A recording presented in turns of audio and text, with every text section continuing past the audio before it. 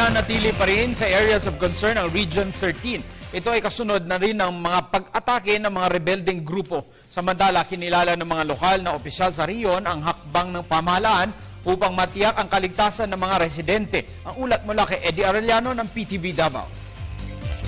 Malaking bagay umano para sa lalawigan ng Surigao del Sur ang paglalagay ng Caraga Region sa area of concern ng national government.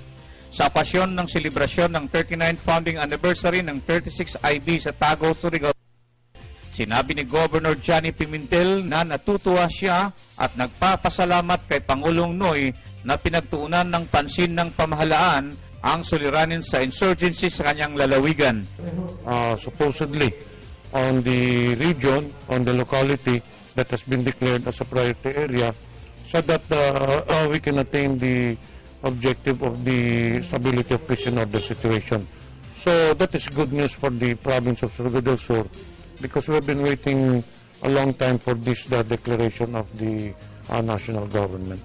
Ayon naman sa commander ng 36 Infantry Battalion, Lieutenant Colonel Joseph Norwin Pasamonte, malaki umano ang nagawa ng kanyang batalyon sa pagpapatupad sa katahimikan sa kanilang area of responsibility at nagawa nilang man-neutralize ang mga rebuilding NPA na dating palaging naghahasik ng lagim sa mga kabayanan. Kaya nga, ang thrust is to really achieve yung just and lasting peace. Pero sabi nga namin, this goes hand in hand with development.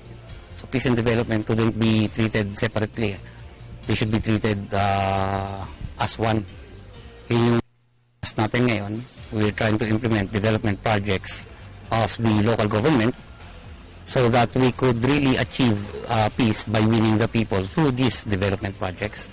Inaasahan na sa paglagay ng rehiyon sa area of concern, malulutas na rin ng tuluyan ang suliranin ng NPA sa Surigao del Sur at aasinso ng tuluyan ang naturang lalawigan. Para sa Telebisyon ng Bayan, Eddie Arellano.